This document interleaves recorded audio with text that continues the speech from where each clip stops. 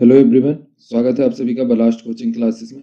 Blast coaching classes की तरफ से क्वेश्चन बैंक की एक सीरीज दी जा रही है जो एक कक्षा 10th क्लास के लिए है। ये सीरीज में हम लोग 10th और 12th क्लास दोनों कवर करेंगे और हिंदी मीडियम और इंग्लिश मीडियम कवर करेंगे। इससे पहले एक और हम लोग सीरीज दे चुके हैं जो परीक्षा बोर्ड की है, ठीक है। और ये 2023 वाले एग्जाम के लिए है, जो एमपी बोर्ड का 2023 का बोर्ड पेपर होगा उसके लिए है। तो अगर आपने परीक्षा बोर्ड की सीरीज नहीं देखी है तो उसको देख लेना और फिर आप इसको देख सकते हो। जो ये वाला वीडियो है इसमें हम लोग 10th class question bank Hindi वाला देखने वाले हैं। इसके सारे एमसीक्यू कवर करेंगे, ठीक है। आगे देखते हैं। तो ये जो हमारा हिंदी का है उसका हमारा ब्लूप्रिंट दे करके रखा है कि इस बार का 75 मार्क्स का होगा 10th क्लास का पेपर, जिनमें से जो हमारे ऑब्जेक्टिव हैं वो 30 मार्क्स के पूछे जाएंगे, ठीक है। तो 30 मार्क्स के ऑब्जेक्टिव आने वाले हैं और यही 30 मार्क्स के ऑब्जेक्टिव मैं आपको कम से कम टाइम में प्रिपेयर कराऊंगा। मैं आपको ये पढ़ करके सुनाता हूँ और मतलब जो एक्सप्लेन करने की ज़रूरत पड़ेगी वो एक्सप्लेन भी कर दूंगा, जिससे कि आपको मतलब ये सारी चीज़ें याद हो जाएं, जल्दी से जल्दी याद हो जाएं, आपको ज़्यादा टाइम कंज्यूम ना करना पड़े, ठीक है। और ये आपके वो कंटेंट है जो इस बार मतलब हट गया है, तो कम किया गया है सिलेबस। ये है कि क्षितिज काव्य खंड में से पार्ट 3 हट गया है, पानी नुपुर और दार में पलना और फटिक सिलानन, ये सब हट गया है, ठीक है। छाया मत छूना, कन्यादान और मानवीय करुणा के दिव्य चमक, स्त्री शिक्षा के विरोधी कुतर्कों का खंडन और कृतिका में से जॉर्ज पंचम की नाक और 4th चैप्टर यही ठैया चुलनी हैरानी हो रहा हूँ, ये सारा जो टॉपिक है वो आपके हट गए।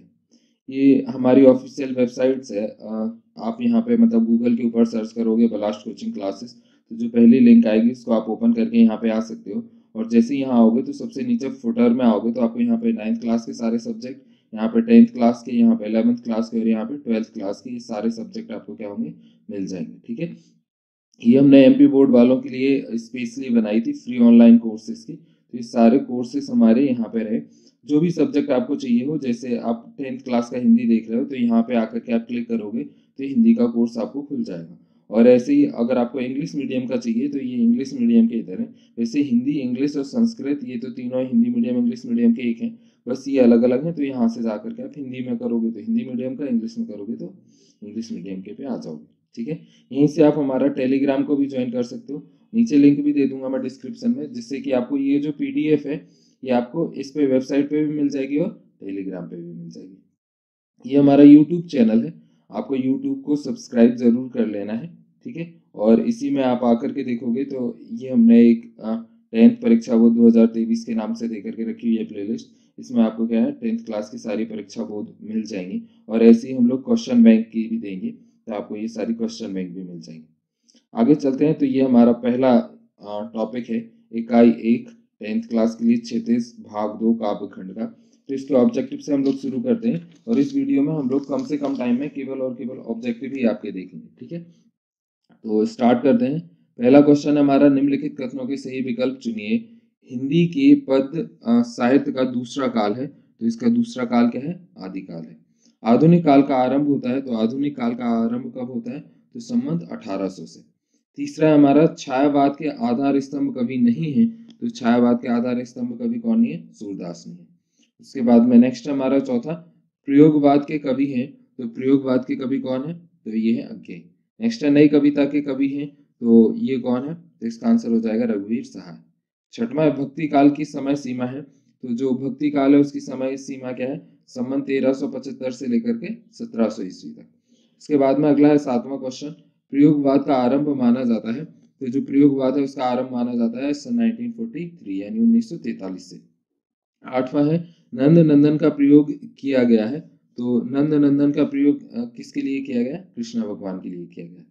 नेक्स्ट है 9th, गोपियों को ज्ञान व योग की बातें लगती हैं, तो गोपियों को ज्ञान व योग की बातें कैसी लगती हैं, कड़वी ककड़ी जैसी प्रतीत होती हैं। उसके बाद में नेक्स्ट हमारा 10th नंबर का क्वेश्चन, गोपियों ने श्री कृष्ण की तुलना की है, तो गोपियों ने श्री कृष्ण की तुलना किससे की है, हारिल की लकड़ी से।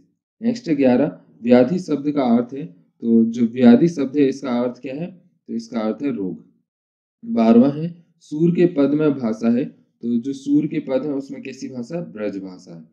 उसके बाद में 13वां नंबर का क्वेश्चन है, मर्यादा नालही के माध्यम से मर्यादा की बात कही है, तो इसका आंसर क्या है, किसने की है? प्रेम के संबंध में या प्रेम संबंध की बात की है। नेक्स्ट है 14वां, सूरदास के गुरु थे, तो जो सूरदास जी हैं उनके गुरु कौन थे? वल्लभाचार्य थे। नेक्स्ट है 15वां, सूर्य के आराध्य हैं, तो जो सूरदास जी हैं इनके आराध्य वो किसको मानते हैं? तो ये श्री कृष्ण जी को मानते हैं। 16वां है पुरीनिपात का अर्थ है, तो जो पुरीनिपात है उसका अर्थ क्या है? कमल का पत्ता। नेक्स्ट है 17वां, सूर की रचना नहीं है, तो सूरदास जी की रचना इनमें से कौन सी नहीं है? तो सूरसागर ये सूरदास जी की है, सूरसावली ये भी है, विनय पत्रिका ये सूरदास जी की तीनों रचनाएं हैं, साहित्य लहरी ये सूर्यदास जी की रचना नहीं है। उसके बाद में अगला है 18वें नंबर का क्वेश्चन, परशुराम को व्यंग भरे उत्तर दिए, तो जो परशुराम जी हैं इनको व्यंग भरे उत्तर किसने दिए थे? तो ये लक्ष्मण जी ने दिए थे। नेक्स्ट है 19, शिव धनुष के टूटने पर क्रोधित हो उठे, तो शिव धनुष टूटने पर कौन क्रोधित हो उठा? तो ये परशुराम जी क्रोधित हो उठे। ठीक है, फिर उसके बाद में नेक्स्ट है 20वां, रामचरितमानस की भाषा है, तो रामचरितमानस की कैसी भाषा है? अवधी भाषा है। उसके बाद में 21 है, राम लक्ष्मण के गुरु का नाम था, तो जो राम और लक्ष्मण जी इनके गुरु का नाम क्या था? विश्वामित्र था। अगला है हमारा 22वें नंबर का क्वेश्चन, सहस्त्रबाहु का वध किया था, तो सहस्त्रबाहु का वध किसने किया था? परशुराम जी ने किया था। 23 है, कभी अपनी आत्मकथा को बता रहा है, तो कभी अपनी आत्मकथा को क्या बता रहा है? तो ये भोली बता रहा है। उसके बाद में नेक्स्ट है 24, थके पथिक की पंथा में अलंकार है, तो इसमें कौन सा अलंकार है? तो इसका हो जाएगा अनुप्रास अलंकार है। नेक्स्ट है 25, छायावाद के प्रतिनिधि कवि हैं, तो जो छायावाद है इसके प्रतिनिधि कवि कौन से हैं? तो जयशंकर प्रसाद है। 26वां है, प्रसाद जी की कामायनी पर पारितोषिक मिला, तो इसमें क्या मिला पारितोषिक? तो इसका आंसर हो जाएगा मंगला पारितोषिक मिला। उसके बाद में नेक्स्ट है 27, जयशंकर प्रसाद का संग्रह नहीं है, तो जयशंकर प्रसाद जी का संग्रह कौन सा नहीं है? तो ये साए में धूप। 28 है, उत्साह कविता में बादल प्रतीक है, तो उत्साह कविता में बादल किसका प्रतीक है? क्रांति का प्रतीक है। उसके बाद में नेक्स्ट है 29, कवि ने बादलों को किसकी कल्पना के समान पाले हुए माना है, तो कवि ने किसकी कल्पना के समान पाले माना है? आसमान की कल्पना के समान। 30वां है, कवि ने बादलों के लिए विशेषण प्रयोग किया है, तो कौन सा विशेषण किया है? नवजीवन वाले ये विशेषण प्रयोग किया है। नेक्स्ट 31, कवि बादलों से बरसने का आह्वान कर रहा है, तो इसका आंसर क्या है? तीव्र वेग से बरसने का आह्वान कर रहा है। 32 है, कवि ने तृप्त धरा के माध्यम से संकेत किया है, तो इसका आंसर क्या हो जाएगा? जन सामान्य की पीड़ा को तृप्त धरा के माध्यम से संकेत किया है। फिर उसके बाद में नेक्स्ट है 33वां क्वेश्चन और लास्ट, यह दंतुरित मुस्कान पाठ के लेखक हैं, तो इसके लेखक कौन है? नागार्जुन है। इन क्वेश्चनों को आप 2-3 बार सुनोगे तो ये आपको सारे क्वेश्चंस याद हो जाएंगे, और ये पीडीएफ आपको हमारे टेलीग्राम और वेबसाइट के ऊपर मिल जाएगी। ये वीडियो का यूज आपको जब करना है जब आप फ्री टाइम में होते हो, या ऐसा कि जब आप पढ़ नहीं सकते हो, दूसरे काम कर रहे हो, तब आप इसको हैंड फ्री वगैरह लगा करके भी सुन सकते हो, और जितनी बार सुनोगे उतना ज़्यादा और उतने जल्दी आपको याद हो जाएगा। नेक्स्ट हम लोग पढ़ रहे हैं रिक्त स्थानों के पूर्ति कीजिए, या रिक्त स्थानों में सही शब्द चुनकर लिखिए। तो इसका पहला क्वेश्चन है, सूर की भक्ति भाव की है, तो सूरदास जी की भक्ति भाव कैसी है? तो ये है साख्य भाव। दूसरा है सूरदास थे, तो सूरदास जी क्या थे? जन्मांध थे, मतलब जन्म से ही अंधे थे। तीसरा है गोपियां उद्धव को मानती हैं, तो गोपियां उद्धव को क्या मानती हैं? बड़भागी मानती हैं, कि उनके भाग्य ज्यादा बड़े हैं कि वो कृष्ण भगवान जी के साथ रहते हैं। चौथा है गोपियों के लिए श्री कृष्ण हारिल की तरह है, तो किसकी तरह है? लकड़ी की तरह है। नेक्स्ट है 5वां, हरि है पढ़ी आए, तो इसका क्या हो जाएगा कि हरि क्या पढ़ा है? तो हरि राजनीति पढ़े आए, यानी कृष्ण भगवान क्या पढ़ा है? राजनीति। नेक्स्ट है 6वां, सूरदास का निधन में हुआ, तो सूरदास जी का निधन कहाँ हुआ? तो ये पारसौली में हुआ। 7वां, गोपियां ने मधुकर संबोधन के लिए किया है, तो गोपियां ने मधुकर संबोधन किसके लिए किया है? उद्धव जी के लिए किया है। 8वां, सूरदास जी मुख्यतः रस के कवि हैं, तो सूरदास जी मुख्यतः कौन से रस के कवि हैं? वात्सल्य रस के कवि हैं। नेक्स्ट है 9, योग संदेश लेकर मथुरा से ब्रजधाम आए हैं, तो मथुरा से ब्रजधाम योग संदेश लेकर के कौन आए? तो ये उद्धव जी आए हैं। नेक्स्ट है 10वां, छुअत टूट रघुपति न दोषु कथन का है, तो ये कथन किसने किया था? तो ये परशुराम जी के लिए लक्ष्मण जी ने कहा था। तो ये कथन किसने कहा? लक्ष्मण जी ने, कि छुआ टूट रघुपति ना दोसु, कि लक्ष्मण जी कहते हैं कि जैसे रघुपति जी ने धनुष को छुआ तो वो टूट गया, उसका उनमें कोई दोष नहीं। 11वां है परशुराम स्वभाव से थे। तो जो भगवान परशुराम है वो स्वभाव से कैसे थे? क्रोधी थे। 12वां है रघुकुल में देवता ब्राह्मण ईश्वर भक्त और का वध नहीं किया जाता। तो किसका नहीं किया जाता? ना तो देवता, ना ब्राह्मण, ना ईश्वर, ना भक्त और ना ही गाय का नहीं किया जाता है। ठीक है। नेक्स्ट है 13वां, व्यक्ति अपनी प्रशंसा स्वयं ही करते हैं। तो कौन सी व्यक्ति अपनी प्रशंसा स्वयं करते हैं? तो इसका हो जाएगा कायर व्यक्ति अपनी प्रसन्नता स्वयं करते हैं। 14वां परशुराम के गुरु थे। तो जो भगवान परशुराम है इनके गुरु कौन थे? तो भगवान शिव इनके गुरु थे। नेक्स्ट है 15वां, कवि के सरल स्वभाव के कारण ने धोखा दिया है। तो कवि के सरल स्वभाव के कारण किसने धोखा दिया है? मित्रों ने धोखा दिया है। 16वां है आलिंगन में आते आते जो भाग गया। तो इसका आंसर क्या हो जाएगा? कौन? आलिंगन में आते आते रूठ कर जो भाग गया। उसके बाद में नेक्स्ट है 17, निराला ने बादलों से का आग्रह कर रहा है। तो बादलों से काय का आग्रह कर रहा है? बरसने का आग्रह कर रहा है। उसके बाद में अगला है 18वां, निराला ने बादलों को के समान सुंदर बताया है। तो किसके समान सुंदर बताया है? आंखों के समान सुंदर बताया है। 19 है उत्साह कविता की भाषा है। तो उत्साह कविता की भाषा कैसी है? संस्कृत निष्ठ खड़ी बोली है। 20वां है निराला की अधिकांश रचनाएं छंद में मिलता है। तो इसमें कैसा मिलता है? तो इसका आ जाएगा मुक्तक छंद में मिलती है। नेक्स्ट है 21, दुधिदाहत वहित साहस का शाब्दिक अर्थ है। तो इसका शाब्दिक अर्थ क्या है? तो इसका आ जाएगा साहस होते हुए दुविधाग्रस्त रहना क्या कहलाता है? दुधिदाहत कहलाता है। 22 है हर चंद्रिका में छिपी एक रात है। तो हर चंद्रिका में एक छिपी रात कैसी है? सुंदर है। उसके बाद में नेक्स्ट है सही जोड़ी बनाइए। तो इसमें पहला है सूरदास के पद। तो सूरदास जी के पद ये किसने लिखे? सूरदास जी ने। दूसरा है उत्साह। तो ये कौन है? निराला जी। तीसरा है निराला। तो निराला अट नहीं रही, ये किसने लिखा? निराला जी ने। चौथा है राम लक्ष्मण परशुराम। तो ये राम लक्ष्मण परशुराम संवाद तुलसीदास जी ने लिखा है। और 5वां है आत्मकथ। तो ये जयशंकर प्रसाद जी का है। उसके बाद में दूसरा है हमारा match the column, Vinay Patrika. तो जो विनय पत्रिका है ये तुलसीदास जी ने लिखी है। दूसरा है कामायनी। तो ये जयशंकर प्रसाद जी ने लिखा है। नेक्स्ट है साहित्य लहरी। तो ये सूरदास जी ने लिखा है। और चौथा है युग धारा। तो ये नागार्जुन जी ने लिखा है। और 5वां है पहाड़ पर लालटेन। तो ये मंगलेश डबराल जी का है। उसके बाद में नेक्स्ट है तीसरा मैच द कॉलम है तुम्हारी यह। तो ये गरज में। थके पथिक की। तो ये पंथा की। नेक्स्ट है मुख्य गायक की। तो ये क्या है? दंतुरित मुस्कान है। मन की मन ही। तो ये कहाँ से लिया गया? मांझ रही।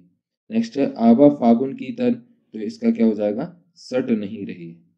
उसके बाद में अगला है हमारा नेक्स्ट मैच द कॉलम है।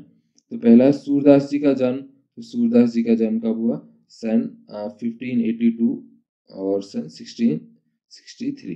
ठीक है। 1582 से लेकर के 1623। उसके बाद में दूसरा है तुलसीदास जी का जन्म। तो जो तुलसीदास जी हैं इनका जन्म कब हुआ? तो इनका है सन 1589 से लेकर के 1680 तक।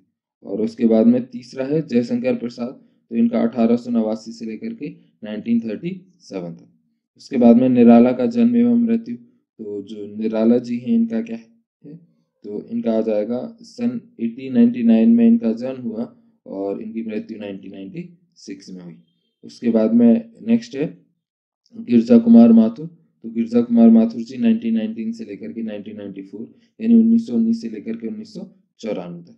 और उसके बाद में अगला है मंगलेश्वर डबराल। तो मंगलेश्वर डबराल का जन्म 1948 में हुआ और उनकी मृत्यु सन 2020 में। उसके बाद में पहला क्वेश्चन है एक शब्द और एक वाक्य उत्तर दीजिए। इसमें पहला है सूरदास भक्ति काल की किस शाखा के हैं? तो जो सूरदास जी हैं वो किस शाखा के कवि हैं?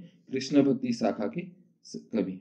दूसरा गोपियों के अनुसार राजा का धर्म क्या है? तो प्रजा को अन्याय से बचाना ही क्या है राजा का धर्म। तीसरा है सूर सारावली के कवि का क्या नाम है? तो इनका क्या नाम है? सूरदास। चौथा है क्षितिज भाग 2 में संग्रहित सूर्य के 4 पद कहाँ से लिए गए हैं? तो ये कहाँ से लिए गए हैं? सूरसागर की भ्रमगीत से। 5वां क्वेश्चन है हमारा, गोपियों ने भ्रमण के बहाने किस व्यंग बाण छोड़े हैं? तो इसका आंसर क्या हो जाएगा कि गोपियों ने भ्रमण के बहाने किस पर व्यंग बाण छोड़े? उद्धव जी पर। 6वां है, राम लक्ष्मण परशुराम संवाद रामचरितमानस के किस कांड से लिया गया है? तो ये कौन से कांड से लिया गया है? तो रामचरितमानस के बाल कांड से लिया गया है। 7वां है, गोस्वामी तुलसीदास की मृत्यु कहाँ हुई? तो गोस्वामी तुलसीदास जी की मृत्यु कहाँ हुई? गंगा नदी के किनारे अस्सी घाट पर। नेक्स्ट 8वां, सीता स्वयंवर में राम लक्ष्मण किसके साथ आए थे? तो सीता स्वयंवर में राम लक्ष्मण अपने गुरु ऋषि विश्वामित्र जी के साथ आए थे। 9th है, बालकु बोधि बधि नहीं तो ही में कौन सा अलंकार है? तो इसमें कौन सा अलंकार है? अनुप्रास अलंकार है। 10वां है, उंगली दिखाने से कौन मुरझा जाता है? तो उंगली दिखाने से कुम्हड़े का फूल मुरझा जाता है। वो कुम्हड़े मतलब कद्दू को कहा गया है, तो किसका फूल मुरझा जाता है? जो कद्दू होता है उसका फूल मुरझा जाता है। 11वां है, कवि प्रसाद जी अपने किस स्वभाव को दोष नहीं देना चाहते हैं? तो ये किसको? अपने सरल स्वभाव को दोष नहीं देना चाहते। नेक्स्ट है 12वां, मुरझाकर गिर रही पत्तियां किसका प्रतीक है? तो मुरझाकर गिर रही पत्तियां किसका? निराशा का प्रतीक है। 13वां है, आत्मकथ कविता में किस पक्ष की अभिव्यक्ति हुई है? तो किस पक्ष की हुई है? जीवन के यथार्थ एवं अभाव पक्ष की। नेक्स्ट है 14वां, प्रेयसी के कपोलों की लालिमा की तुलना किससे की गई है? तो ये किससे की गई है? उषा काल की अरुणिमा से की गई है। 15वां है, प्रसाद जी के आलिंगन में आते आते क्या भाग गया? तो आलिंगन में आते आते क्या भाग गया? जीवन का सुख भाग गया। नेक्स्ट है 16वां, तो ये बादल के हृदय में कौन छुपा हुआ है? तो बादल के हृदय में कौन छुपा हुआ है? तो ये विद्युत यानी बिजली छुपी हुई है। नेक्स्ट है 17, विश्व के सकल जन कैसे हो रहे हैं? तो विश्व के सकल जन कैसे हो रहे हैं? जन भागी से व्याकुल हो रहे हैं। 18वां है, घीर घीर घूर गगन में कौन सा अलंकार है? तो इसमें कौन सा अलंकार है? अनुप्रास अलंकार है। 19 है, बादल किस दिशा से आते हैं? तो बादल अज्ञात दिशा से आते हैं। 20वां है, तृप्त धरा का सांकेतिक अर्थ क्या है? तो तृप्त धरा का सांकेतिक अर्थ सांसारिक दुखों से पीड़ित पृथ्वी से। उसके बाद में अगला है, नेक्स्ट हमारा क्वेश्चन है सत्य असत। तो इसमें पहला है, गोपियां कृष्ण द्वारा चुराए गए अपने मन को वापस मांग रही हैं, तो ये कैसा? सत्य है। दूसरा है, अच्छे लोग अपरहित के लिए दौड़े चले आते हैं, तो ये भी कैसा? सत्य है। तीसरा है, उद्धव का संदेश गोपियों को गुड़ की तरह मीठा लगा, तो ये कैसा? असत्य है। चौथा है, योग संदेश सुनकर गोपियों की विरह अग्नि बढ़ रही है, तो ये भी कैसा? सत्य है। पांचवा है, राजा का धर्म है कि प्रजा को ना सताए, तो ये भी कैसा? सत्य है। छठवां है, शिव धनुष राम ने तोड़ा, तो ये कैसा? सत्य है। सातवां है, कुछ क्षत्रिय राजाओं को हराकर परशुराम राम लक्ष्मण को हराने के सपने देख रहे थे, तो ये भी कैसा? सत्य है। आठवां है, वीर व्यक्ति अपनी प्रशंसा स्वयं करते हैं, तो ये कैसा? असत्य है। नाइन्थ है, शिव धनुष को खंडित देकर परशुराम क्रोधित हो उठे, तो ये भी कैसा? सत्य है। उसके बाद में अगला क्वेश्चन है 10वां, परशुराम के फरसे को देखकर लक्ष्मण भयभीत हो गए, तो ये कैसा? असत्य है। उसके बाद में 11वां है, जयशंकर प्रसाद का जन्म वाराणसी में हुआ, तो ये सत्य है। 12वां है, आत्मकथा कविता पहली बार 1932 में हंस के आत्मकथा विशेषांक में प्रकाशित हुई थी, तो ये कैसा? सत्य है। 13वां, जयशंकर प्रसाद मौन रहकर औरों की कथा सुनने के इच्छुक थे, तो इसका आंसर क्या है? सत्य है। 14वां है, कवि जयशंकर प्रसाद अपने जीवन के निजी अनुभवों को सबको बांटना चाहते हैं, तो ये कैसा? असत्य है। नेक्स्ट है 15वां, कवि प्रसाद ने अपने मन को भंवरे का रूप दिया है, तो ये कैसा? सत्य है। नेक्स्ट है 16, अट नहीं रही कविता फागुन की मादकता को प्रकट करती है, तो ये कैसा? सत्य है। उसके बाद में नेक्स्ट है 17वां, छायावादी कवियों में निराला ने सबसे पहले मुक्तक छंद का प्रयोग किया, तो ये कैसा? सत्य है। 18वां है, निराला पूंजीवाद के समर्थक तथा पोषक थे, तो ये कैसा? असत्य है। नेक्स्ट है 19, निराला को आधुनिक कवि भी कहा जाता है, तो ये कैसा? सत्य है। 20वां है, निराला प्रगतिवाद कवि हैं, तो ये कैसा? सत्य है। उसके बाद में नेक्स्ट इसके जो क्वेश्चन है, ये आपके अति लघु उत्तरीय क्वेश्चन और लघु उत्तरीय क्वेश्चन है, ये आपको तैयार करना है, और अगर नहीं होते हैं तो आपको ज़्यादा से ज़्यादा कमेंट करना है। जितने ज़्यादा कमेंट आएंगे उतने ही जल्दी मैं इसको क्या करूँगा, आपको एक इसका बी पार्ट लेकर के आऊँगा, यानी सेकंड पार्ट। तो ये सारा जो भी है वो मैं आपको 2 मार्क्स के, 3 मार्क्स के और ये सारे क्वेश्चन एक्सप्लेन कर दूंगा, यानी आपको बता दूंगा। तो आपका बहुत ही जल्दी क्वेश्चन बैंक क्या हो जाएगा, प्रिपेयर हो जाएगा। उसके बाद में हम लोग नेक्स्ट टॉपिक की तरफ चलते हैं। तो अगला है हमारा सेकंड इकाई, तो उसी की तरफ चलते हैं। तो इकाई दो है हमारा काव्यबोध। ठीक है, तो काव्यबोध को और हम लोग देख लेते हैं। तो पहले इसके ऑब्जेक्टिव देख लेते हैं। सही विकल्प चुन करके लिखिए। तो पहला है रसात्मक वाक्य काव्य परिभाषा किस आचार्य की है, तो ये किस आचार्य की है, तो ये आचार्य विश्वनाथ की। दूसरा है काव्य के भेद होते हैं, तो जो काव्य के भेद होते हैं वो कितने होते हैं, 2 भेद होते हैं। नेक्स्ट है तीसरा, किस काव्य के छंद एक कथा के धागे में माला की तरह गुथे होते हैं, तो किसके गुथे होते हैं, प्रबंध काव्य के।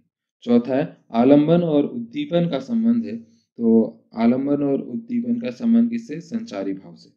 नेक्स्ट है पांचवा, संचारी भावों की संख्या है, तो जो संचारी भाव है इसकी संख्या कितनी है, तो 33 है।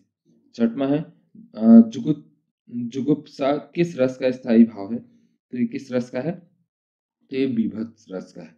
उसके बाद में नेक्स्ट है सातवां, लय तुक यति गति मात्रा एवं चरण से युक्त रचना को कहते हैं, तो ऐसे चरण से युक्त रचना को हम क्या कहते हैं, छंद कहते हैं।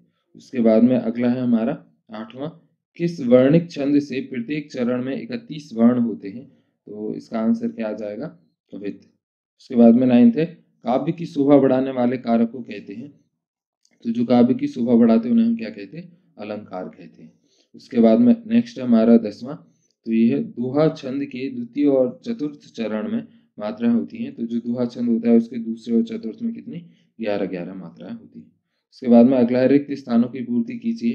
तो जो पहला क्वेश्चन है हमारा, इसमें है नायक के जीवन की किसी एक घटना का अथवा हृदय स्पर्शी अंश का पूर्णता के साथ अंकन काव्य में किया जाता है, तो किसमें किया जाता है, महाकाव्य में ऐसा होता है। दूसरा है अभिनय तत्व की प्रधानता काव्य में होती है, तो ये किसमें होती है, दृश्य काव्य में होती है।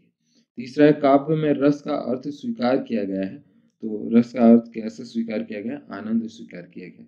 नेक्स्ट है नायक नायिका के संयोग का या वियोग का वर्णन रस में होता है, तो ये कौन से रस में होता है, तो ये श्रृंगार रस में होता है। उसके बाद में नेक्स्ट है हमारा पांचवा, तो पांचवा क्वेश्चन है कविता के रचना विधान को कहते हैं, तो कविता के रचना विधान को क्या कहते हैं, छंद कहते हैं। छठवां है चौपाई में प्रत्येक चरण में मात्राएं होती हैं, तो चौपाई के प्रत्येक चरण में कितनी, 16 मात्राएं होती हैं। सातवां हमारा छंद प्रकार के होते हैं, तो जो हमारे छंद होते हैं वो 8 प्रकार के होते हैं। आठवां है जहाँ लोक की मर्यादा को पार करके किसी वस्तु का अत्यंत बड़ा चढ़ाकर वर्णन किया जाता है वहाँ अलंकार होता है, तो वहाँ कौन सा अलंकार होता है, अतिशयोक्ति अलंकार होता है। नेक्स्ट है 9, वीर रस का स्थायी भाव है, तो वीर रस का स्थायी भाव क्या है, उत्साह। उसके बाद में अगला है हमारा 10वां क्वेश्चन, तो ये बार बार मुही लागी बोलावा पंक्ति में अलंकार है, तो इसमें कौन सा अलंकार है, पुनरुक्ति प्रकाश अलंकार है। उसके बाद में अगला क्वेश्चन है हमारा मैच द कॉलम। तो पहला है सही जोड़ी मिलाइए कामायनी, तो कामायनी हमारा क्या है, महाकाव्य है। दूसरा हमारा दोहा, तो दोहा हमारा कैसा है, छंद है। नेक्स्ट है तीसरा हमारा सुदामा चरित, तो ये क्या है, हमारा काव्य खंड है। नेक्स्ट है नाटक, तो ये क्या है, दृश्य काव्यांश है। और पांचवा है शांत रस, तो शांत रस क्या है, निर्वेद है। उसके बाद में नेक्स्ट है दूसरा मैच द कॉलम, तो इसमें काव्य की आत्मा, तो काव्य की आत्मा किसे कहा जाता है, रस को कहा जाता है। छंद के प्रकार, तो छंद के कितने प्रकार होते हैं, तो ये 2 प्रकार होते हैं। नेक्स्ट है चौपाई, तो जो चौपाई होती है वो कैसी है, मात्रिक छंद है। नेक्स्ट है 3 वर्णों का मेल, तो 3 वर्णों का मेल हम किसको कहते हैं, तो एक गढ़ को कहते हैं। और नेक्स्ट है बिहारी सतसई, तो ये क्या होगा, श्रृंगार परक हो जाएगा इसका। किसी भी तरह की वीडियो और पीडीएफ के लिए आपको क्या करना है, गूगल के ऊपर जाना है सबसे पहले, और गूगल पर जा करके आपको सर्च करना है बलास्ट कोचिंग क्लासेस, BALLAST और कोचिंग क्लासेस। तो जैसे ही आप बलास्ट कोचिंग क्लासेस सर्च करोगे, इसको ऊपर की तरफ स्क्रॉल कराओगे, तो जो सबसे पहली लिंक मिलेगी इसी के ऊपर आपको क्लिक कर देना है। और जैसे ही आप इसके ऊपर क्लिक करोगे तो एक आपका पेज खुलेगा कुछ इस तरह से, ठीक है। ये बलास्ट कोचिंग क्लासेस की ऑफिशियल वेबसाइट्स है। तो जैसे ही इसके ऊपर खुलेगा आपको इसको स्क्रॉल कराते जाना है, इस पर सारे आपके कोर्स और लेटेस्ट अपडेट वगैरह हम डालते रहते हैं। तो अभी मैं आपको इसमें ये बता रहा हूँ कि कैसे मतलब आप इसमें से डाउनलोड कर सकते हो। तो 9th क्लास के सारे सब्जेक्ट हैं, ये 10th क्लास के, इसी को आप स्क्रॉल कराओगे तो इधर 11th के, इधर 12th के। तो आपको नीचे फुटर में आ जाना है सबसे, और ये सारे मिल जाएंगे। इस वीडियो में हम लोग 10th हिंदी देख रहे हैं, तो ये 10th हिंदी है। इसके ऊपर आप क्लिक करोगे तो ये आपका ऐसा कुछ ओपन हो जाएगा। जैसे ही ओपन हो जाएगा तो ये देखो 10th क्लास का कोर्स ओपन हो गया, हिंदी एमपी बोर्ड का। तो इसको और ऊपर ले जाना, और इसके नीचे एक आपको टॉपिक मिलेगा स्टडी मटेरियल। ठीक है, तो ये मॉक टेस्ट और स्टडी मटेरियल है। आपको क्या कर देना है, स्टडी मटेरियल के ऊपर क्लिक कर देना है। जैसे ही आप क्लिक करोगे तो इसमें ये सारी चीज़ें मिल जाएंगी आपको। एनसीईआरटी की बुक, कम किया गया सिलेबस, पिछले साल के प्रश्न पत्र, मॉडल पेपर, क्वेश्चन बैंक, ठीक है, और यूट्यूब पर जो भी हम वीडियो अपलोड करते हैं उसकी पीडीएफ वगैरह, और आईएमपी क्वेश्चंस बोर्ड परीक्षा के लिए। तो ये सारा आपको यहीं से मिल जाएगा। जो भी आपको चाहिए होगा आप क्लिक करके ये सारा ले सकते हो। ठीक है, नेक्स्ट हमारा थर्ड मैच द कॉलम। तो जो तीसरा मैच द कॉलम है, इसका पहला क्वेश्चन है हमारा, या पहला है हमारा अलंकार। तो अलंकार हमारा जा करके किसको मिलेगा, तो ये मिल जाएगा हमारा अतिशयोक्ति। अतिशयोक्ति एक क्या है, अलंकार है। दूसरा, जहाँ अप्रस्तुत कथन से प्रस्तुत का बोध होता है उसे हम क्या कहते हैं, तो उसे हम क्या कहते हैं, अन्योक्ति कहते हैं। तीसरा, प्राकृतिक में मानवीय क्रिया का आरोपण है। तो प्राकृतिक में मानवीय क्रिया का आरोपण का है, मानवीयकरण में। नेक्स्ट है, लोक मर्यादा की सीमा लांग का वर्णन है। तो इसका वर्णन कहाँ है, आभूषण में। नेक्स्ट है, जहाँ एक ही शब्द को बार बार और उसका अर्थ भी ना बदले उसे हम क्या कहते हैं, तो उसे हम लोग क्या कहते हैं, तो ये हमारा पुनरुक्ति प्रकाश कहते हैं। उसके बाद में अगला है, एक शब्द और एक वाक्य में उत्तर दीजिए। तो इसका पहला क्वेश्चन हमारा, किस काव्य में पूर्वापर संबंध नहीं होता है, तो ये किसमें नहीं होता, मुक्तक काव्य में नहीं होता। दूसरा, रामचरितमानस का प्रमुख छंद कौन सा है, तो इसका प्रमुख छंद क्या है, दोहा और चौपाई छंद है। तीसरा, मुख्य रूप से स्थायी भावों की संख्या कितनी होती है, तो ये कितनी होती है, 9 होती है। चौथा है, भद्रस लालच लाल की पंक्ति में कौन सा अलंकार है, तो इसमें कौन सा अलंकार है, अनुप्रास अलंकार है। पांचवा है, अर्ध सममात्रिक छंद क्या है, तो ये क्या है, दोहा छंद है। छठवां है, पड़ी अचानक नदी अपार, घोड़ा कैसे उतरे पार, राणा ने सोचा इस पार, तब तक चेतक था उस पार। इन पंक्तियों में कौन सा अलंकार है, तो इन पंक्तियों में कौन सा है, अतिशयोक्ति अलंकार है। नेक्स्ट है सातवां, गणों की कुल संख्या लिखिए। तो जो गण है उसकी कुल संख्या कितनी होती है, 8 होती है। उसके बाद में अगला क्वेश्चन है हमारा आठवां। तो आठवां, 16-16 मात्राओं के चरण किस छंद में होते हैं, तो ये चौपाई छंद में होते हैं। नाइन्थ है, संगीत एवं पंचवटी रचनाओं के रचनाकार का नाम लिखिए। तो ये कौन है, मैथिली शरण गुप्त। 10वां है, मात्राओं की संख्या पर आधारित छंद क्या कहलाते हैं, तो ये मात्रिक छंद कहलाते हैं। 11वां है, जिन कारणों से स्थायी भाव तीव्र होते हैं उन्हें क्या कहते हैं, तो उन्हें क्या कहते हैं, विभाव कहते हैं। अगला है, सत्यासत लिखिए। तो पहला है, रामचरितमानस महाकाव्य है। तो ये कैसा हो जाएगा, हमारा सत्य हो जाएगा। दूसरा, दृश्य काव्य में अभिनय तत्व प्रधान होता है। तो ये कैसा, सत्य है। उसके बाद में तीसरा है, मात्रक छंद में मात्राओं की गिनती निश्चित रहती है। तो ये भी कैसा, सत्य है। चौथा है, वार्णिक छंद में गढ़ का बहुत महत्व है। तो ये भी कैसा, सत्य है। पांचवा है, रस के 7 अंग हैं। तो ये हमारा कैसा, असत्य है। छठवां है, जहाँ अलौकिक आश्चर्य का भाव उत्पन्न हो वहां बीभत्स रस होता है। तो ये कैसा हो जाएगा, हमारा असत्य है। सातवां है, कबीर, तुलसी, ब्रंथ, रहीम आदि कवियों की भक्ति और नीति परक दोहे पाठ्य पुस्तक के अंतर्गत आते हैं। तो इसका आंसर क्या है, सत्य है। उसके बाद में आठवां है, अन्योक्ति अलंकार में लोक सीमा को पार करके बढ़ा चढ़ाकर वर्णन होता है। तो ये कैसा है, असत्य है। नाइन्थ है, बन ठन के आए काले काले मेघ में पुनरुक्ति प्रकाश अलंकार का उदाहरण है। तो ये कैसा है, सत्य है। उसके बाद में अगला है, ये हमारा अति लघु उत्तरीय प्रश्न। तो ये आपको कमेंट करना है, तभी इसको हम लोग नेक्स्ट वाले पार्ट्स में लेकर के आएंगे। अगला चलते हैं हम लोग इसके थर्ड इकाई के ऊपर। तो हिंदी का जो हमारा तीसरा इकाई है वो है 36 भाग 2 गद्य खंड। तो इसको हम लोग देखते हैं। तो पहला क्वेश्चन है हमारा, सही विकल्प चुन करके लिखिए, इनमें नेताजी का चश्मा पाठ की विधा है। तो नेताजी चश्मा कौन से पाठ की विधा है, तो ये कहानी। नेक्स्ट है, दूसरा, स्वयं प्रकाश जी का जन्म हुआ था। तो स्वयं प्रकाश जी का जन्म मध्य प्रदेश में हुआ था। तीसरा, स्वयं प्रकाश जी की पत्रिका का संपादन किया। तो इन्होंने कौन सी पत्रिका किया, वसुधा का किया। उसके बाद में नेक्स्ट है चौथा, कैप्टन नाम था। तो जो कैप्टन नाम है वो किसका था, तो जो कैप्टन है वो नाम था चश्मे वाले का। नेक्स्ट है पांचवा, नेताजी का चश्मा कहानी का मूल भाव है। तो नेताजी के चश्मे की कहानी का मूल भाव क्या है, देशभक्ति की भावना। छठवां, कस्बे के चौराहे पर प्रतिमा लगी थी। तो कस्बे के चौराहे पर प्रतिमा किसकी लगी थी, नेताजी सुभाष चंद्र बोस की लगी हुई थी।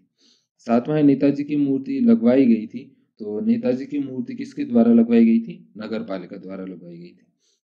8वां है कलम का जादूगर कहा जाता है, तो कलम का जादूगर किसे कहा जाता है? तो ये रामवृक्ष बेनीपुरी जी को कलम का क्या कहा जाता है? जादूगर कहा जाता है। 9th है बाल गोविंद भगत पाठ की विधा है, तो जो बाल गोविंद भगत है उनके पाठ की विधा क्या है? रेखा चित्र है।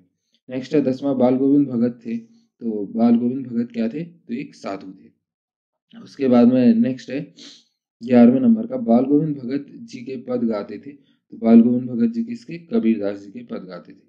12वां बाल गोविंद भगत पाठ प्रहार करता है, तो ये किस पर प्रहार करता है? तो ये कुरीतियों पर प्रहार करता है। नेक्स्ट है 13वां बाल गोविंद भगत गाते समय बजाते थे, तो गाते समय क्या बजाते थे? तो खंजड़ी बजाते थे। 14वां सच्चे साधु की पहचान होती है, तो सच्चे साधु की क्या पहचान होती है? ईश्वर भक्ति से उसकी पहचान होती है। नेक्स्ट है 15वां झूठा सच उपन्यास के लेखक है, तो झूठा सच उपन्यास के लेखक कौन है? तो ये यशपाल जी है। नेक्स्ट है 16वां लखनवी अंदाज पाठ की विधा है, तो जो लखनवी अंदाज है इस पाठ की विधा कैसी है? तो ये व्यंग्यात्मक है। नेक्स्ट है 17वां नवाबों के शौक के लिए प्रसिद्ध है, तो नवाबों के शौक के लिए क्या प्रसिद्ध है? तो ये लखनऊ नवाबों के शौक के लिए प्रसिद्ध है। 18वां मध्य प्रदेश के मंदसौर जिले में जन्म हुआ था, तो मध्य प्रदेश के मंदसौर जिले में किसका जन्म हुआ था? तो ये यशपाल जी का हुआ था। उसके बाद में 19 है आपका बंटी उपन्यास लिखा है, तो ये आपका बंटी किसने उपन्यास लिखा हुआ है? तो ये लिखा है मनु भंडारी ने। उसके बाद में 20वां है आत्मकथा विधा में लिखा गया पाठ है, तो आत्मकथा विधा में कौन सा लिखा गया? लखनवी अंदाज लिखा गया।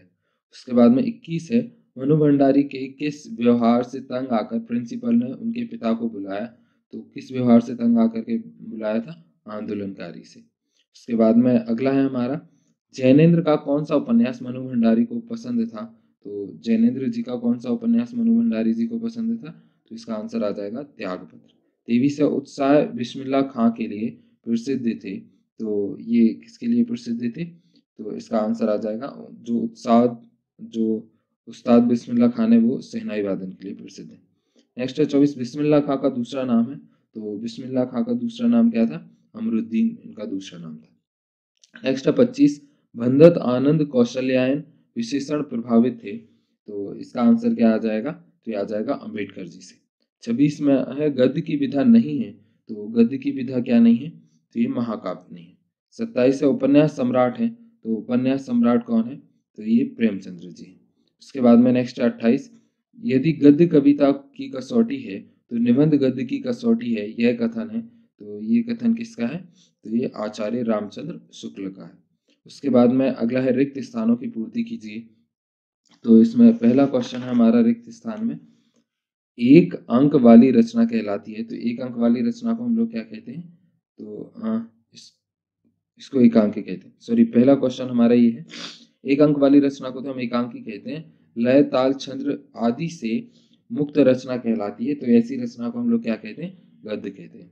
उसके बाद में तीसरा है वह लेखक अपने ही जीवन वृत्त को प्रस्तुत करता है, तो किसमें करता है? आत्मकथा में। नेक्स्ट है चौथा प्रेमचंद्र हैं, तो जो प्रेमचंद्र जी हैं ये क्या है? कथाकार हैं, इनकी कहानियां बहुत ज्यादा पॉपुलर है। उसके बाद में नेक्स्ट है हमारा पांचवा, तो पांचवा है जीवनी की लिखी जाती है, तो जीवनी किसकी लिखी जाती है? किसी भी एक महापुरुष की जो होती है वो क्या लिखी जाती है? जीवनी लिखी जाती है, स्वयं से आत्मकथा लिखी जाती है। नेक्स्ट है छठवां प्रतिमा बनाने वाले का नाम था, तो जो प्रतिमा बनाने वाला था उसका नाम क्या था? तो उसका नाम था मोतीलाल। नेक्स्ट है सातवां प्रतिमा पर सरकंडे का चश्मा ने लगाया, तो प्रतिमा पर सरकंडे का चश्मा किसने लगाया था? बच्चों ने लगाया था। आठवां प्रतिमा का चश्मा बदल देता था, तो प्रतिमा का चश्मा कौन बदल देता था? तो प्रतिमा का चश्मा कैप्टन बदल देता था। उसके बाद में नेक्स्ट है 9 नेता की मूर्ति कपड़ों में थी, तो नेताजी की मूर्ति कौन से कपड़ों में थी? तो ये फौजी के कपड़ों में थी। नेक्स्ट है 10वां दिल्ली चलो का नारा नहीं दिया था, तो दिल्ली चलो का नारा किसने दिया था? नेताजी ने दिया था। 11वां आषाढ़ की रिमझिम है समूचा गांव में उतर पड़ा, तो इसका आंसर क्या आएगा? समूचा गांव किस में उतर पड़ा है? खेतों में उतर पड़ा है। 12वां है बाल गोविंद भगत की मौत उन्हीं के हुई, तो बाल गोविंद भगत की मौत उन्हीं के अनुरूप हुई। 13वां है बाल गोविंद भगत पाठ विधा का है, तो बाल गोविंद भगत पाठ कौन सी विधा का है? तो रेखा चित्र का है। उसके बाद में 14वां है बाल गोविंद भगत की सब चीज की थी, तो इनकी सब चीज किसकी थी? तो ये साहब की थी। नेक्स्ट है 15वां, कबीर के पद उनके कंठ से निकलकर हो उठते, तो उनके कंठ से निकलकर क्या हो उठते, सजीव हो उठते। 16वां है तेरी गठरी में लागा मुसाफिर जाग रहा, तो इसका आंसर क्या हो जाएगा, तो इसका हो जाएगा चोर मुसाफिर जाग रहा। उसके बाद में नेक्स्ट है 17वां, नवाब साहब ने खीरे की फांकों को बाहर फेंक दिया, तो इसका आंसर क्या आएगा, नवाब साहब ने खीरे की सब फांकों को बाहर फेंक दिया। नेक्स्ट है 18वें नंबर का, तो 18वां नवाब साहब ने संगति के लिए नहीं दिखाया, तो संगति के लिए क्या नहीं दिखाया, तो ये उत्साह नहीं दिखाया। 19वां है हम से नवाब साहब की ओर देख रहे थे, तो ये क्या देख रहे थे, तो इसका आंसर आएगा कनखियों से देख रहे थे। नेक्स्ट है 20वां, मनु भंडारी का जन्म मध्य प्रदेश के गांव में हुआ, तो मनु भंडारी का जन्म मध्य प्रदेश के कौन से गांव में हुआ, भानपुरा में। 21वां है मनु भंडारी की बड़ी बहन का नाम था, तो मनु भंडारी जी की बड़ी बहन का नाम क्या था, सुशीला था। 22 है सुशीला अग्रवाल की प्रधाध्यापिका थी, तो ये इसका आंसर क्या हो जाएगा कि कौन थी, तो इसका आंसर आ जाएगा कि सुशीला अग्रवाल हिंदी की प्रधाध्यापिका थी। उसके बाद में नेक्स्ट है 23वां, पिताजी के चेहरे का संतोष धीरे धीरे मैं बदलता जा रहा था, तो पिताजी का किस में बदलते जा रहा था, तो ये गर्व में बदलते जा रहा था। 24वां, बिस्मिल्लाह खां का जन्म बिहार के गांव में हुआ, तो इनका बिहार के कौन से गांव में हुआ, तो ये डुमराव गांव में हुआ। उसके बाद में नेक्स्ट हमारा 25वां, पंचगंगा घाट में स्थित है, तो जो पंचगंगा है वो कौन से घाट में स्थित है, काशी में। 26वां, बिस्मिल्लाह खां मंदिर में प्रतिदिन शहनाई बजाते थे, तो ये कौन से मंदिर में बजाते थे, बालाजी के मंदिर में बजाते थे। 27वां, काशी शास्त्रों में के नाम से प्रतिष्ठित है, तो ये किसके नाम से प्रतिष्ठित है, तो इसका आंसर आएगा वाराणसी। 28वां है गुरुत्वाकर्षण का आविष्कार नहीं किया, तो ये किसने किया, न्यूटन ने किया। उसके बाद में नेक्स्ट है 29वां, अपनी योग्यता प्रवृत्ति का प्रेरणा से आविष्कार करने वाला मानव होता है, तो कौन सा मानव होता है, संस्कृति। 30वां और आखिरी है मानव संस्कृति एक वस्तु है, तो ये कैसी है, अविभाज्य वस्तु है। उसके बाद में नेक्स्ट क्वेश्चन है हमारा, सही जोड़ी बना करके लिखिए। सेकंड में जो कॉलम है हमारा, पहला है लखनवी अंदाज, तो लखनवी अंदाज ये सवाल जी का है। फिर दूसरा है एक कहानी है भी, तो ये मनु भंडारी जी का है। तीसरा है नौबत खाने में इबादत, तो ये नौबत खाने में इबादत कौन किया, ये किसका आ जाएगा, ये तीन मिस। चौथा है हमारा संस्कृति, तो संस्कृति किसका आएगा, भदंतानंद कौत्स्यानंद। नेक्स्ट है हमारा 5वां बाल गोविंद भगत, तो बाल गोविंद भगत किसको जाएगा, रामवृक्ष बेनीपुरी। 6वां है नेताजी का चश्मा, तो ये किसने लिखा, स्वयं प्रकाश जी ने। उसके बाद में अगला मैच द कॉलम है हमारा, तो ये हमारा तीसरा, सूरदास सूरज कब निकलेगा, तो सूरज कब निकलेगा, तो ये किसने लिखा हुआ है, स्वयं प्रकाश जी ने। दूसरा माटी की मूर्तें, तो माटी की मूर्तें किसका है, रामकृष्ण बेनीपुरी। तीसरा है दादा कामरेड, तो दादा कामरेड का क्या आएगा, यशपाल। नेक्स्ट है चौथा एक प्लेट सैलाब, तो ये किसको जाएगा, मनु भंडारी। 5वां है यदा कदा, तो यदा कदा किसको जाएगा, ये शैलेश भटियानी। 6वां है रेल का टिकट, तो रेल का टिकट किसको जाएगा, भदंत आनंद कौशल्यान। उसके बाद में नेक्स्ट है एक शब्द और एक वाक्य में उत्तर दीजिए, तो इसका पहला है एक शब्द और एक वाक्य में उत्तर। रिपोर्टार्च किस भाषा का शब्द है, तो जो रिपोर्टार्च है वो कौन सी भाषा का शब्द है, फ्रांसीसी भाषा का। उसके बाद में दूसरा है हिंदी गद्य की सर्वप्रथम लोकप्रिय विधा कौन सी है, तो इसकी कौन सी है, कहानी। तीसरा हमारा आधुनिक हिंदी गद्य का विकास किस युग से प्रारंभ हुआ, तो किस युग से हुआ, 19वीं शताब्दी से। चौथा है जीवनी किसकी लिखी जाती है, तो जीवनी किसकी लिखी जाती है, तो दूसरे व्यक्तियों की लिखी जाती है। 5वां उपन्यास सम्राट किन्हें कहा जाता है, तो उपन्यास सम्राट किसे कहा जाता है, मुंशी प्रेमचंद्र जी को। 6वां एकांकी में कितने अंक होते हैं, तो एकांकी में कितने अंक होते हैं, 1 होते हैं। 7वां प्रतिमा पर सरकंडे का चश्मा किसने लगाया, तो किसने लगाया, बच्चों ने लगाया। 8वां कंपनी के काम के सिलसिले में कस्बे से कौन गुजरता था, तो कस्बे से कौन गुजरता था, हलदार साहब गुजरते थे। 9वां नेताजी की मूर्ति किससे बनी थी, तो किससे बनी थी, संगमरमर से। 10वां दिल्ली चलो का नारा किसने दिया, तो दिल्ली चलो का नारा किसने दिया था, नेताजी सुभाष चंद्र बोस ने दिया था। उसके बाद में 11वां क्वेश्चन है बाल गोविंद भगत के सिर पर क्या पहनते थे, तो बाल गोविंद भगत जी सिर पर क्या पहनते थे, टोपी पहनते थे। 12वां है कलम का जादूगर किसे कहा जाता है, तो कलम का जादूगर रामवृक्ष बेनीपुरी जी को कहा जाता है। 13वां है बाल गोविंद भगत कबीर को क्या मानते थे, तो ये कबीर को क्या मानते थे, तो ये कबीर को साहब मानते थे। 14वां है भादों के महीने में कैसा मौसम होता है, तो भादों के महीने में कैसा होता है, वर्षा की तेज बौछारें पड़ती है। नेक्स्ट है 15वां कबीर के गीतों को कौन गाता था, तो कबीर के गीतों को कौन गाता था, बाल गोविंद भगत जी गाते थे। 16वां बाल गोविंद भगत की प्रभातियां किस माह से शुरू होती थी, तो ये किस माह से होती थी, कार्तिक माह से होती थी। 17वां भारत विभाजन की त्रासदी का मार्मिक दस्तावेज कौन सा उपन्यास है, तो ये कौन सा, झूठा सच उपन्यास है। 18वां नेशनल कॉलेज में यशपाल जी का किससे परिचय हुआ था, तो यशपाल जी का किससे परिचय हुआ था, भगत सिंह और सुखदेव जी से हुआ था। उसके बाद में नेक्स्ट 19 नंबर का क्वेश्चन, तो ये खीरे किसके पास थे, तो जो खीरे थे वो किसके पास थे, नवाब साहब के पास थे। इस माह लखनऊ का कौन सा खीरा प्रसिद्ध है, तो कौन सा, पालम खीरा प्रसिद्ध है। 21वां नवाब साहब ने खीरे की फांकों का क्या किया, तो खीरे की फांकों का क्या किया, सूंघ कर खिड़की से बाहर फेंक दिए। उसके बाद में 22 मनु भंडारी का विवाह किससे हुआ, तो मनु भंडारी का विवाह राजेंद्र यादव से हुआ। नेक्स्ट 23 मनु भंडारी के पिता रसोई को क्या कहते थे, तो क्या कहते थे, भटियार खाना कहते थे।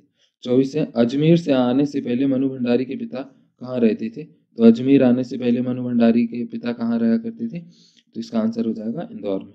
नेक्स्ट है 25 शताब्दी की सबसे उपलब्धि क्या है, तो शताब्दी की सबसे बड़ी उपलब्धि क्या है, तो इसका हो जाएगा 15 अगस्त 1947 है।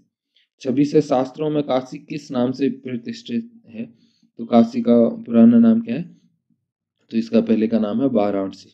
ठीक है, उसके बाद में नेक्स्ट है 27 नंबर का क्वेश्चन है, बिस्मिल्लाह खां को किस सर्वश्रेष्ठ सम्मान से सम्मानित किया गया, तो किससे किया गया, भारत रत्न से किया गया। 28 है काशी किसकी पाठशाला है, तो काशी किसकी है, संस्कृति की पाठशाला। 29वां बिस्मिल्लाह खां की माँ का नाम क्या है, तो बिस्मिल्लाह खां की माता जी का क्या नाम है, तो इसका आंसर हो जाएगा मिट्ठन बाई। उसके बाद में तीसरा है हरनाम दास किसके बचपन का नाम था, तो हरनाम दास किसका था, भदंत आनंद कौशल्यान का था। नेक्स्ट है 31 संस्कृति पाठ किस विधा का है, तो निबंध का।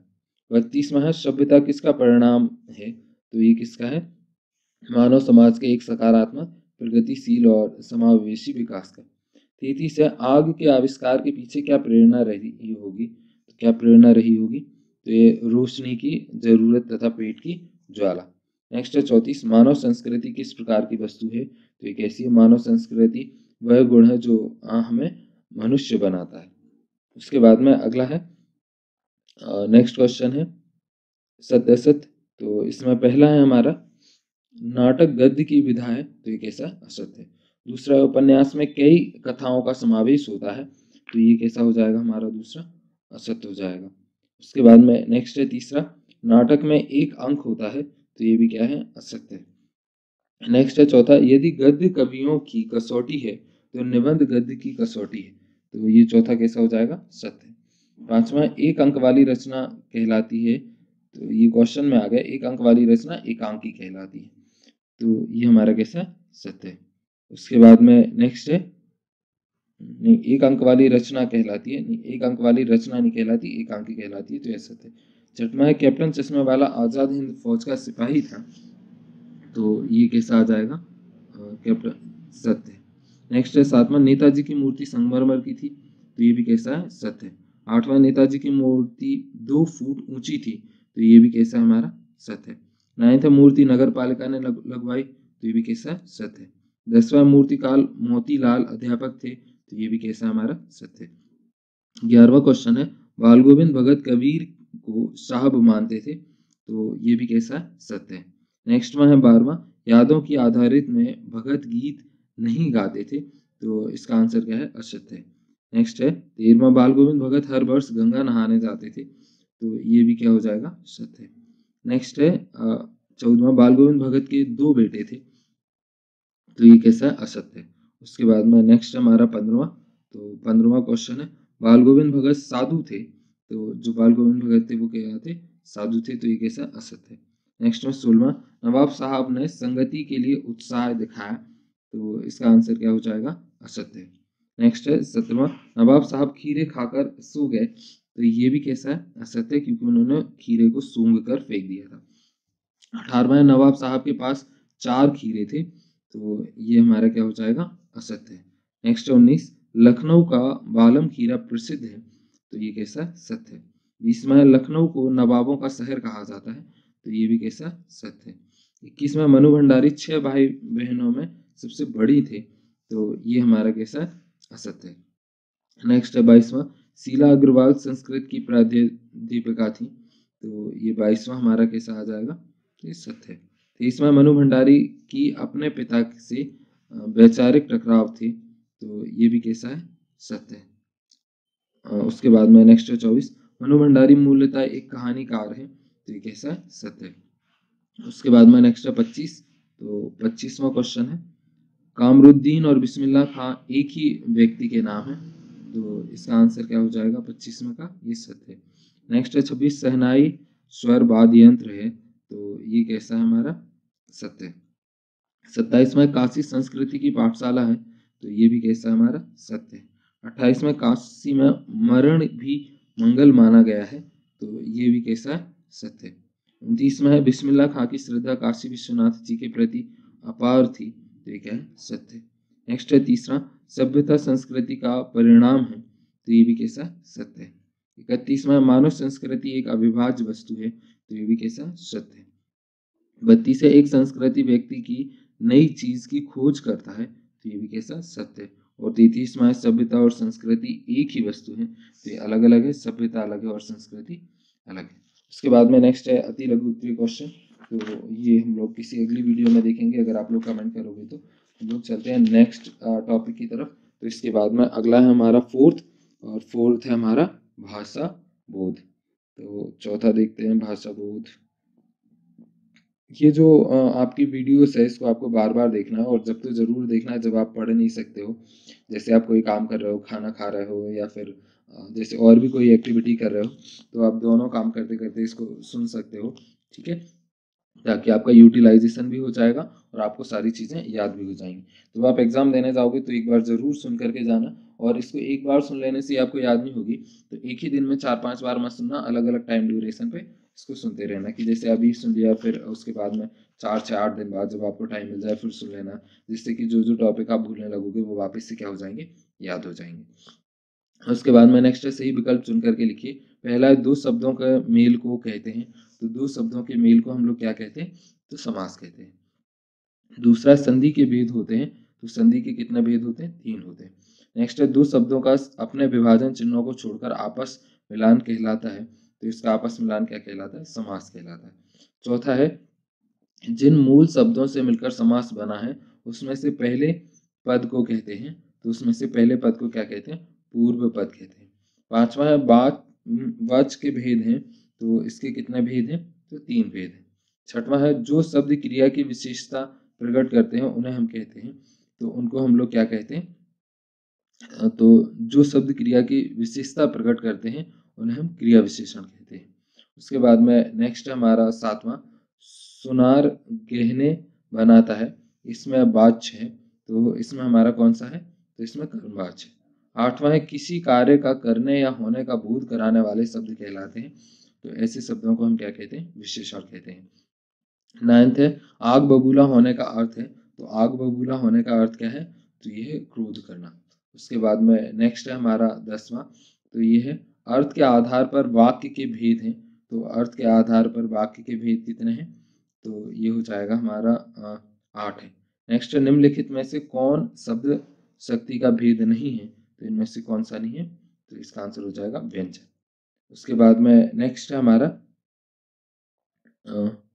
रिक्त स्थानों की पूर्ति कीजिए, तो इसमें पहला क्वेश्चन है हमारा, जब क्रिया का रूप के अनुसार कहलाता है, जब क्रिया का रूप कर्म के अनुसार बदलता है, वाच्य कहलाता है, तो ऐसे वाच्य को हम क्या कहते हैं? कर्मवाच्य कहते हैं। दूसरा, वाच्य प्रयोग में सबसे अधिक ध्यान रखना पड़ता है, तो सबसे अधिक ध्यान किसका रखना पड़ता है? क्रिया का। तीसरा, समुच्चय बोध शब्दों को कहा जाता है, तो समुच्चय बोध शब्दों को क्या कहा जाता है? योजन कहा जाता है। चौथा विद्यालय में संधि है, तो जो विद्यालय है उसमें हमारी कौन सी संधि है, तो ये स्वर संधि है। पांचवा विलक्षण अर्थ का बोध कराने वाले वाक्य कहलाते हैं, तो ऐसे वाक्यों को हम क्या कहते हैं, मुहावरा कहते हैं। छठवां उड़ती चिड़िया पहचानना है, तो उड़ती चिड़िया पहचानना क्या है, एक मुहावरा है। उसके बाद में नेक्स्ट है सातवां, विद्यार्थी कक्षा में पढ़ रहे हैं, वाक्य में क्रिया है, तो कौन सी क्रिया है, सकर्मक क्रिया है। आठवां समास के भेद हैं, तो जो समास है उसके कितने भेद हैं, 6 भेद हैं। उसके बाद में नेक्स्ट है चौराहा में समास है, तो जो चौराहा है उसमें कौन सा समास है, द्विगु समास है, क्योंकि जिसमें नंबर आते हैं 1 2 3 4, उसमें कौन सा होता है, द्विगु समास होता है। 10वां शब्द शक्ति के प्रकार है, तो शब्द शक्ति के कितने प्रकार हैं, तो इसका आंसर क्या आ जाएगा, तो ये 3 प्रकार हैं। उसके बाद में अगला है सही जोड़ी बना करके लिखिए। तो पहला सही जोड़ी है, जिस समास में 2 पद प्रधान हो तो उसे हम क्या कहते हैं, तो ऐसे समास को हम लोग द्वंद्व कहते हैं। दूसरा है रसोई घर में समास है, तो रसोई घर में कौन सा है, तत्पुरुष है। नेक्स्ट है त्रिभुवन में समास है, तो त्रिभुवन में कौन सा है, द्विगु समास है। चौथा है एकमात्र सहारा के लिए मुहावरा है, तो ये कौन सा है, तो इसका हो जाएगा हमारा ये आंधी की लाठी। और दांत खट्टे करना, तो ये हमारा क्या है, तो ये बारात करना कहलाता है। उसके बाद में नेक्स्ट है हमारा अगला मैच द कॉलम, तो इसमें पहला है हमारा शब्दों का सार्थक समूह कहलाता है, तो शब्दों के सार्थक समूह को हम क्या कहते हैं, वाक्य कहते हैं। दूसरा 2 या 2 से अधिक शब्दों का समूह होता है, तो इस समूह को हम लोग क्या कहते हैं, समास कहते हैं। तीसरा है लोकोक्तियों को कहते हैं, तो लोकोक्तियों को हम लोग क्या कहते हैं, तो ये लोगों द्वारा कहा गया कथन। और चौथा है क्या राम चला गया वाक्य है, तो ये कैसा है, प्रश्नवाचक है। और पांचवा जंगल में लगने वाली आग, तो जंगल में लगने वाली आग क्या है, दावानल है। उसके बाद में नेक्स्ट है एक वाक्य में उत्तर दीजिए, तो पहला है हमारा वाच्य क्या है, तो जो वाच्य है वो क्या है हमारा, तो वो है क्रिया के परिवर्तन को वाच्य कहते हैं। तो उसके बाद में दूसरा है ऐसी बात जो लोगों द्वारा बोली जाती है और जुबान पर चढ़ जाती है कहलाती है, तो ऐसे को हम क्या कहते हैं, लोकोक्तियां कहते हैं। उसके बाद में नेक्स्ट है तीसरा, तो तीसरा है बिजली गुल हो गई, यह वाक्य वाच्य का कौन सा प्रकार है, तो ये कौन सा प्रकार है, भाववाच्य। चौथा है समुद्र मंथन करना का अर्थ लिखिए, तो ये क्या है, कठोर परिश्रम करना। पांचवा है विरोध करना के लिए सही मुहावरा लिखिए, तो सिर उठाना। छठवां है शब्द की प्रथम शक्ति को क्या कहा गया है, तो इसको क्या कहते हैं, अभिधा कहते हैं। सातवां है जिसका कोई शत्रु ना हो उसे क्या कहते हैं, तो उसे अजात शत्रु कहते हैं। आठवां है ऐठी खीर मुहावरे का अर्थ क्या है, तो इसका है कठिन कार्य। 9th है प्रतिदिन में कौन सा समास है, तो इसमें कौन सा अभय विभाव समास है। 10वां है समुच्चय बोधक शब्द का अभिप्राय लिखिए, तो जिन शब्दों की वजह से 2 या 2 से ज्यादा वाक्य शब्द या वाक्यांश जुड़ते हैं उन्हें हम क्या कहते हैं, समुच्चय बोधक शब्द कहते हैं। अगला है सत्य बताइए, तो इसका पहला क्वेश्चन है हमारा क्रिया के वर्तमान काल में काम होने का पता चलता है, तो ये कैसा है हमारा, सत्य है। दूसरा है कर्मवाच्य भाव प्रधान होता है, तो ये कैसा है हमारा, असत्य है। तीसरा है कर्मवाच्य में क्रिया हमेशा अकर्मक रहती है, तो ये कैसा है हमारा, असत्य है। चौथा है लोकोक्ति से मिलकर लोकोक्ति शब्द बनता है, तो ये हमारा कैसा हो जाएगा, सत्य हो जाएगा। पांचवा है उससे खाना नहीं खाया जाता है में भाववाच्य है, तो इसका आंसर क्या आ जाएगा, सत्य है। छठवां है अग्नि परीक्षा देना का अर्थ कठिन परिस्थिति में पढ़ना है, तो इसका आंसर क्या आ जाएगा, छठवां का सत्य है।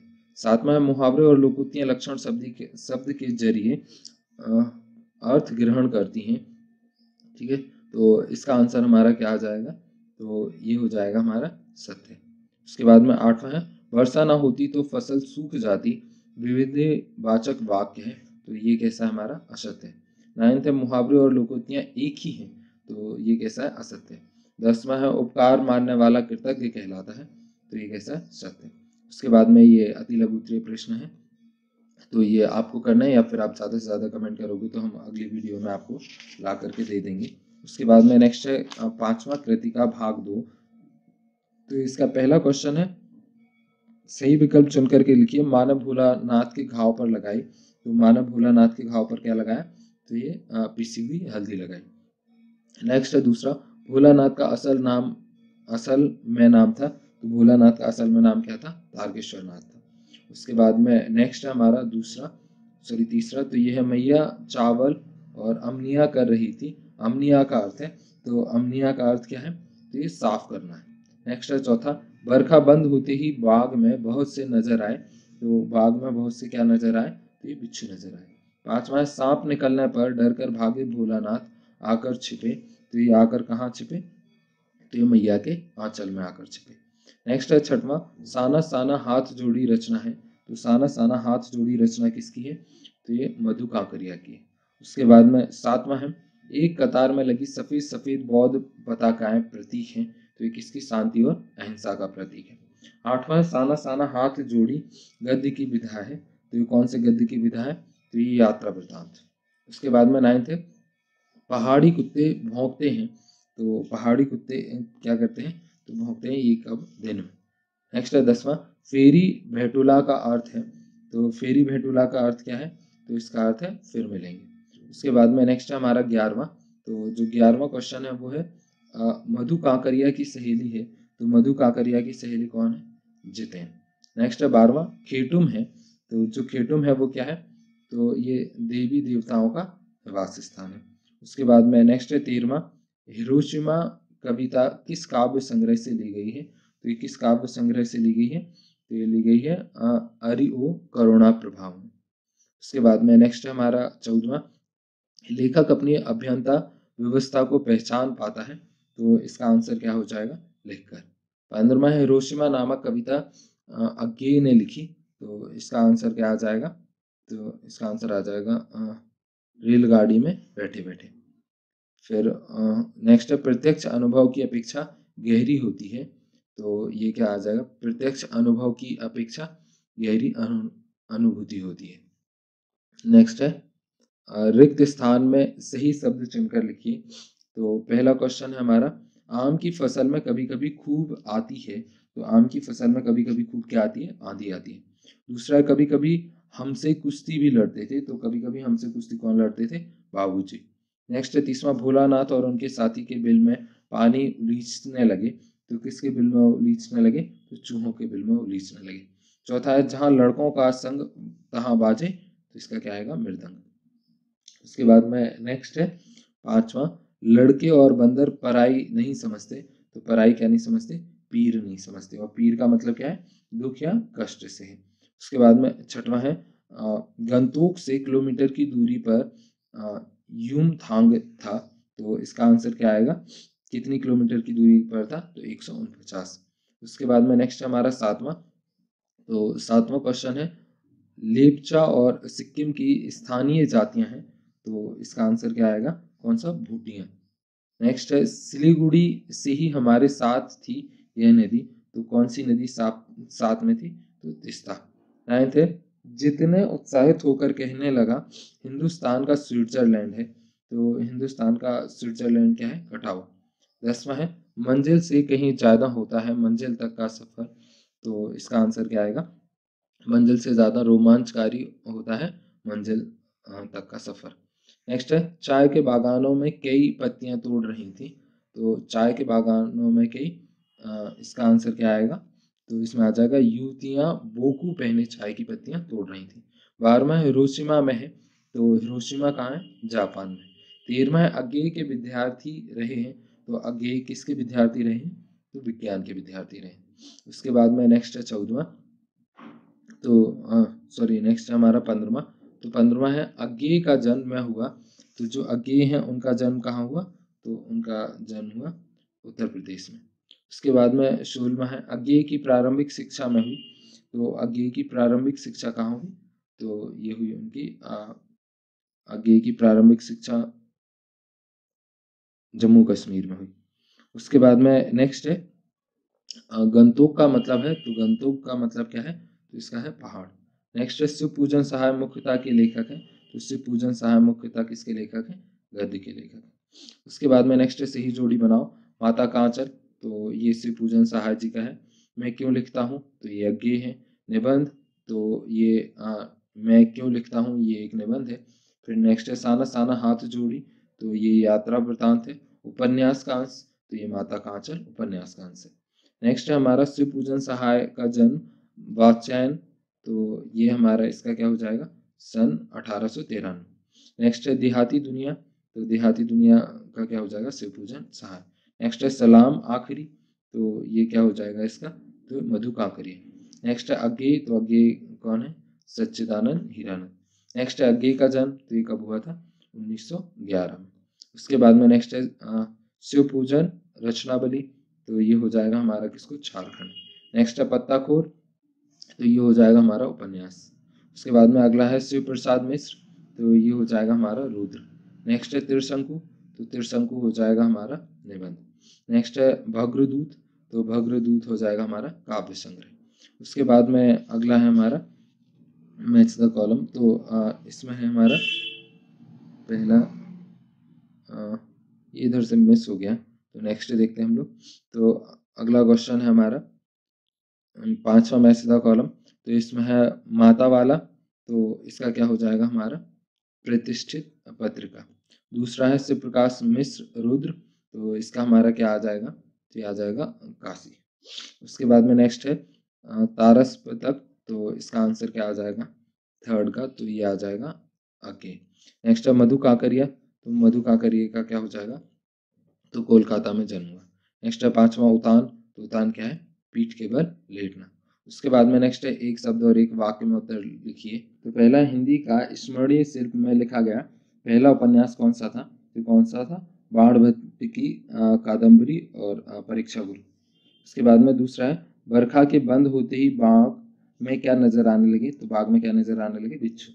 तीसरा विपदा के समय भोलानाथ किसकी शरण में जाते हैं, तो पिता माता की शरण में जाते हैं।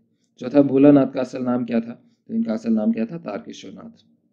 नेक्स्ट है 5वां भोलानाथ अपने पिता को क्या कहकर बुलाते थे, तो पिता को क्या कहकर के बुलाते थे, बाबूजी।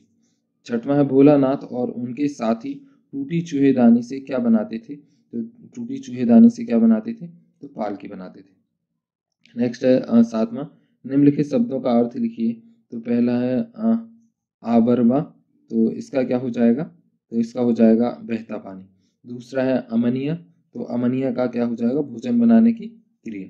उसके बाद में 8वां है सामने ही रकम रकम के रंग बिरंगे इतने सारे फूल दिखाई पड़े कि लगा फूलों के बाग में आ गया हूँ। रेखाचित्र शब्द का अर्थ लिखिए।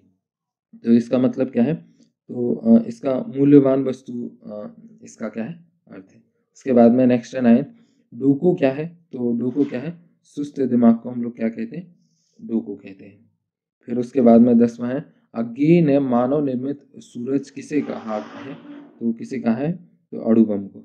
नेक्स्ट 11वां लेखक ने अपने आप को हिरोशिमा के विस्फोट का भोक्ता कब महसूस किया, तो जब लेखक ने उस पत्थर को देखा जिस पर रेडियोधर्मी किरणें की अमिट तस्वीर छप गई थी, तो उसे हिरोशिमा में बम वाली घटना की अनुभूति हुई।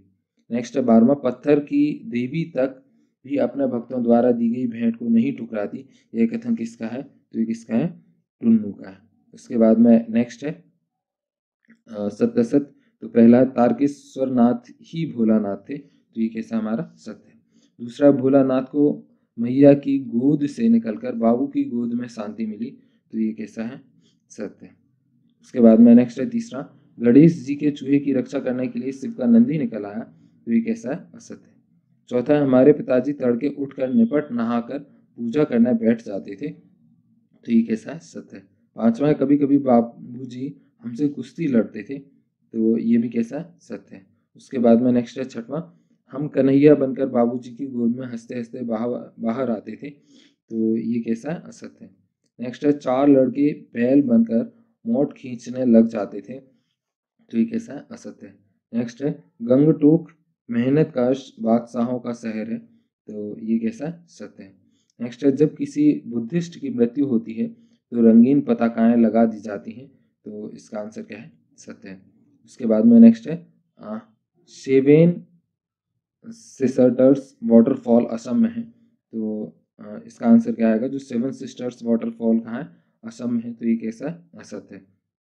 11वां चाय के हरे भरे बागानों में कई युवतियां बोकू पहने चाय की पत्तियां तोड़ रही थी, तो ये कैसा सत्य है। उसके बाद में ये लघु उत्तरीय प्रश्न है, तो ये आपको करना है। हम लोग ये जो इसके नेक्स्ट वाले हमारी यूनिट है, तो ये सारी जैसे पत्र लेखन वगैरह हो गए, ये सब कुछ है, निबंध लेखन हो गया। तो अगर आप कमेंट करके बोलोगे तो ये भी हम आपको बता देंगे कि किस में कैसे लिखना है। वो नेक्स्ट वाली वीडियो में हम लोग बात करेंगे। जितने ज़्यादा कमेंट आएंगे उसके हिसाब से बात करेंगे। तो आपको चैनल को सब्सक्राइब ज़रूर कर लेना है। अभी हमारे चैनल पर 10.8 के सब्सक्राइबर हैं, इसको आपको ज़्यादा से ज़्यादा इंक्रीज़ करना है। और प्लेलिस्ट में जाकर के आपको परीक्षा बोध 2023 और एक और ये नई हम क्वेश्चन बैंक की सीरीज़ डालेंगे, तो इनको ज़रूर देख लेना है। मिलते हैं ऐसी अगली वीडियो में। तब तक के लिए अपना ध्यान रखना, पढ़ते रहना और याद करते रहना। और कोई भी अगर प्रॉब्लम हो तो हर संडे को हम लोग शाम को 6:30 बजे लाइव रहते हैं, तो आप वहाँ पर आकर के अपने डाउट्स क्लियर करा सकते हो, किसी भी तरह की कोई भी प्रॉब्लम हो रही हो तो। ठीक है, मिलते हैं अगली वीडियो में। Thank you, bye, take care.